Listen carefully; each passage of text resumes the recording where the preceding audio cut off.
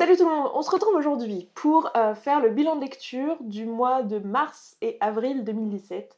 Voilà, je fais les 2 mois en même temps, je sais pas si vous l'aviez remarqué mais j'en avais pas fait au mois de mars, parce que j'avais pas beaucoup de choses à vous présenter et je me suis dit que ça serait plus pertinent de faire une vidéo sur les 2 mois réunis, puisque j'ai lu 2 fois moins que d'habitude en quantité de livres, c'est juste que c'était des grosses lectures. Donc j'ai lu 4 livres, j'ai 4 références du coup à vous présenter aujourd'hui. Le premier, ça va être La métaphysique des tubes par Amélie Nothomb. Oui, je viens de dire, j'ai lu des gros livres, celui-là n'en fait pas partie. Voilà. Ensuite, j'ai lu The Characteristics of Physical Law, voilà, par Richard Feynman. Ensuite, j'ai lu donc Très intime par Solange, et ensuite The Willpower Instinct par McGonigal, et je vais vous parler de tout ça dans l'ordre. Donc il y a des choses en papier, il y a des choses en PDF, il y a des choses en audiobook, il y a de tout. Ce mois-ci, il y a de tout. La première référence dont je vais vous parler, c'est La métaphysique des tubes par Amélie Nothomb. Je l'ai écouté en audio sur Audible. C'était un livre que j'avais commencé à lire il y a plusieurs années de ça, au format papier, et en fait j'avais arrêté pour X raisons de le lire, je crois que c'était en période d'examen ou je ne sais quoi. Total, je l'avais laissé de côté pendant plusieurs semaines, et quand j'ai voulu le reprendre, je me rappelais plus, et j'avais la flemme de recommencer, du coup je l'ai jamais lu.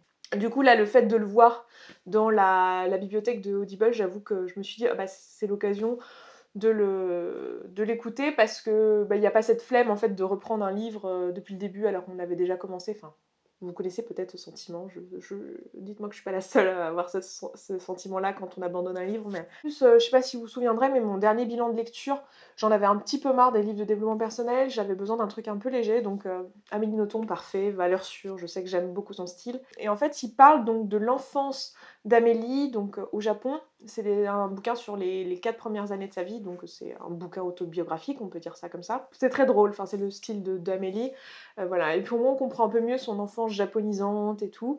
Et je trouve que c'est un bouquin utile à lire si vous aimez bien Amélie Nothomb, parce que du coup, il y a quand même pas mal de références dans ses autres livres à cette enfance-là, donc c'est intéressant d'avoir lu ce livre-là, je trouve. Donc voilà. Après, c'est pas mon préféré d'Amélie Nothomb. Si vous me demandez quel est mon préféré, c'est Stupeur et Tremblement. Voilà, je pense que si vous connaissez un petit peu ma chaîne et mon amour des constructions sociales, etc., vous comprendrez pourquoi ça Stupeur et Tremblement. Ensuite, le deuxième dont j'ai envie de vous parler, c'est The Characteristics of Physical Law par Richard Feynman. Je sais pas s'il y a des physiciens qui me regardent, mais Richard Feynman, c'est quelqu'un pour qui j'ai beaucoup d'admiration. C'est quelqu'un qui est un peu mon père scientifique, si je peux dire ça comme ça. Voilà, c'est quelqu'un qui a fait bon, a eu un prix Nobel et tout ça, bon, très bien, mais c'est surtout quelqu'un qui a fait, je dis ça comme si c'était normal, genre ouais, enfin bon, il a eu un prix Nobel, moi aussi les gars, hein, on va pas en faire tout un plat. Non, c'est pas ça que je veux dire. Ce que je veux dire, c'est que c'est pas pour ça que j'ai de l'admiration pour lui, c'est surtout qu'en fait, il a réussi à faire un exercice que je trouve très très dur, qui est de transmettre des connaissances sans vulgariser au point que ça soit trop simplifié, ou que ça soit... Enfin, je sais pas comment dire, il a réussi, voilà, oui, ça s'appelle quand même de la vulgarisation, mais il a réussi, même si c'est pas de la vulgarisation au grand public, il a réussi à vulgariser de sorte que tout le monde puisse comprendre sans que ça soit un truc infantilisant, ou que ça soit un truc... je sais pas, il utilise pas de jargon, et puis en plus, je le trouve très drôle. Il a réussi un exercice que je trouve très dur, et pour moi, seul quelqu'un qui a vraiment profondément compris la physique peut faire ça. Et c'est quelqu'un qui est donc connu pour le cours de physique de Feynman qu'il a donné à Caltech, qui a donné lieu à plusieurs bouquins, qui est très connu, que c'est comme ça que moi je l'ai connu. C'est un de mes profs en première année de fac qui nous avait recommandé ces bouquins. Et du coup voilà, c'est comme ça que je suis tombée sur son travail. Ce bouquin-là, je le connaissais absolument pas. En fait, je suis tombée dessus par hasard. Je regarde pas mal de trucs en fait sur YouTube, genre de conférences un peu, des TED Talks ou de trucs du genre. Et en fait, du coup, YouTube me propose régulièrement des cours ou des TED ou des équivalents, quoi. Et là, un jour, il m'a proposé de regarder The Characteristics of Physical Law, donc par Richard Feynman, qui est un cours. Donc du coup, les vidéos sont pas top en termes de qualité, quoi. C'est de l'image et du son des années 60. Mais j'ai accroché, j'ai regardé, donc il y a 7 cours qui font 50 minutes. Je les ai dévorés en quelques jours et ensuite j'ai cherché du coup sur ce cours-là et je suis tombée sur un PDF en fait qui était un bouquin qu'il avait écrit, qui était le contenu de ce cours-là. Et après je me suis rendu compte sur Audible qu'il y avait la lecture de ce bouquin de disponible donc qui fait à peu près 3 heures d'écoute. Du coup, bah, je me suis fait les vidéos évidemment, avec le cours en live, je me suis fait, le PDF et je me suis fait l'audio. On pourra dire que je me suis fait Feynman ces 2 derniers mois. Je sais pas si c'est. Je sais pas si ça dit des choses sur mon complexe d'Oedipe, vu que je l'ai comparé à un père de la physique, je ne sais pas. Vous interprétez ça comme vous voulez, mais bon. J'ai adoré en tout cas. Ce que j'aime dans ce bouquin-là par rapport aux autres trucs, c'est que c'est pas un cours. Enfin, si, c'est un cours, mais c'est pas un cours genre au sens vous êtes le prof, vous êtes l'élève et c'est le prof et il vous transmet de la connaissance. C'est vraiment une sorte de discussion, une sorte de réflexion sur ce qu'est une loi en physique en fait. Qu'est-ce que ça veut dire? Qu'est-ce qui est une loi fondamentale? Qu'est-ce qui ne l'est pas? Qu'est-ce qui découle d'autres lois? Et est-ce que c'est fondamental ou pas? Comment tout ça s'articule? L'importance du formalisme utilisé pour décrire la physique. Voilà, le fait qu'en fonction du formalisme qu'on choisit, on va pas tomber sur les mêmes aspects de la loi et on va pas décrire la même réalité. Bref, moi je trouve ça absolument passionnant. J'ai trouvé que c'était très intéressant, surtout quand on n'a pas fait de physique depuis longtemps et qu'on a peut-être un peu oublié. Justement, on revient avec une vue un peu naïve et le fait d'avoir cette personne qui vous parle de tout ça, ça reconnecte un peu tous les trucs que vous avez compris en physique. Dans les 2 derniers mois, c'est ça qui m'a pris la majeure partie de mon temps de lecture, on va dire, parce que bah, j'ai voulu aller profondément dans les choses. Lire de la physique, c'est pas comme lire un roman, quoi. On a besoin d'intégrer, de relire. Moi, en plus, bon, bah voilà, l'anglais, même si je comprends très bien l'anglais, c'est pas ma langue maternelle, donc quand il s'agit d'écrire un truc qui se passe dans l'espace et tout ça, enfin voilà, j'ai besoin de le relire, de le réécouter et tout. Je vais m'arrêter là parce que je pense que la plupart d'entre vous, vous n'êtes pas intéressés par la physique, donc je vais pas épiloguer plus que ça. Ensuite, j'ai lu Solange. Bon, alors là, un arrêt sur image s'impose. Ce plan que vous êtes en train de regarder est issu d'un premier tournage, parce que j'ai tourné une première fois cette vidéo. La raison pour laquelle j'ai voulu la tourner une deuxième fois, c'est parce que, en fait, sur les 3 quarts de la vidéo, on voyait ma culotte. Sauf que quand j'ai refilmé la vidéo, j'ai complètement oublié de parler du livre de Solange, je ne sais pas pourquoi, mais voilà, je n'ai pas parlé du livre de Solange. Et il se trouve que par chance, le passage où je parle du livre de Solange dans le premier tournage, on ne voit pas ma culotte. Donc c'est pour ça qu'il y a un changement de cadrage, je pense que vous en foutez, mais je trouvais cette information très intéressante et ma foi absolument pertinente et essentielle, et je me suis dit, quitte à avoir foutu en l'air mon challenge de 5 minutes, autant rentrer fortement dans les détails des choses les plus importantes dans la vie, à savoir que vous auriez pu voir ma culotte pendant peut-être 10 minutes de vidéo. Voilà.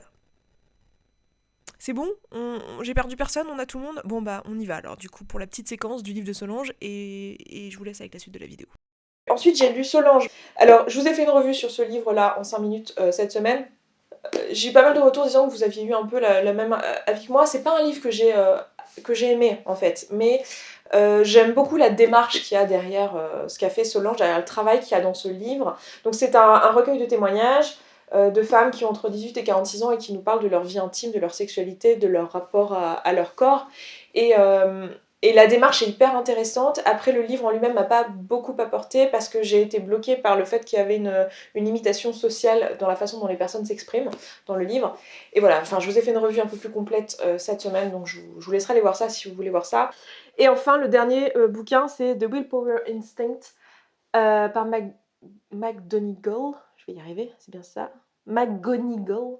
Voilà, j'ai beaucoup de mal avec les syllabes dans le bon ordre, tout ça. J'ai adoré ce livre. En fait, c'est un bouquin qui est pragmatique, qui va vraiment vous parler. Donc, c'est un bouquin, donc The Willpower Instinct, ça vous parle en fait de la volonté à faire quelque chose ou à ne pas faire quelque chose. Genre la volonté dont vous avez besoin pour arrêter de fumer, la volonté dont vous avez besoin pour aller faire du sport, enfin voilà, tous les trucs que vous avez envie de faire en développement personnel dans votre vie. Pourquoi est-ce qu'on n'arrive pas à faire ces choses-là alors qu'elles sont importantes pour nous? Donc il va vraiment profondément dans la psychologie, dans les mécanismes qui sont impliqués dans la volonté à faire les choses, et c'est un sujet qui m'intéresse beaucoup en ce moment parce que vous le savez peut-être si vous me suivez sur Snapchat, et si vous ne me suivez pas, vous pouvez. Hein. Après, c'est à vos risques et périls, hein, parce que je déblatère beaucoup de plein de choses pas très intéressantes, mais bon, voilà. Vous avez suivi peut-être que je suis en train de préparer en fait un programme vidéo pour aider les personnes en transition vers le véganisme, et je tombe sur un problème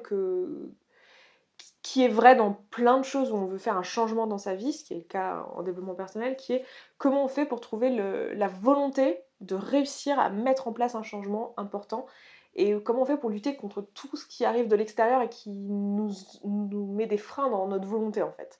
Et j'ai trouvé beaucoup d'éléments de réponse dans ce bouquin-là. Je pense que je vais le relire pour bien m'imprégner du contenu, du fond, etc.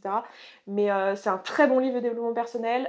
Il y a vraiment on ressent une passion de la part de l'auteur vis-à-vis du contenu, de ce qu'il est en train de délivrer, une réelle bienveillance aussi dans la démarche. C'est très pragmatique et en même temps ça vous dit pas quoi faire, c'est pas un bouquin de recettes de cuisine et genre applique ça et ça marchera. C'est très, voilà, c'est très honnête en fait dans la démarche. C'est vraiment quelque chose qui peut réellement aider les gens, je pense. Je pense que c'est vraiment une bonne lecture. Et surtout, c'est pas over-marketé, ce qui fait que moi, je l'ai trouvé très agréable. Enfin, je veux dire, voilà, on n'est pas en train de vous dire, en train de vous vendre une méthode et en train de vous dire ça va marcher, c'est génial, vous êtes génial, vous allez y arriver, vous allez gagner des millions. Non, on n'est pas en train de vous dire ça, on est vraiment en train de vous aider dans votre démarche. Et voilà, c'est un très bon livre que je recommande à tout le monde. Voilà, donc je pense, vous savez, vous me demandez souvent s'il y a des livres qui ont changé ma vie et si oui, lesquels. Et ben, je pense que celui-là va faire partie de ces livres-là. Voilà, je viens juste de le lire, donc c'est peut-être un peu fort de dire ça maintenant, mais je pense que je vais le relire et on verra ce que j'en pense dans un an, mais je pense vraiment que c'est un livre qui va faire une différence dans ma vie, quoi.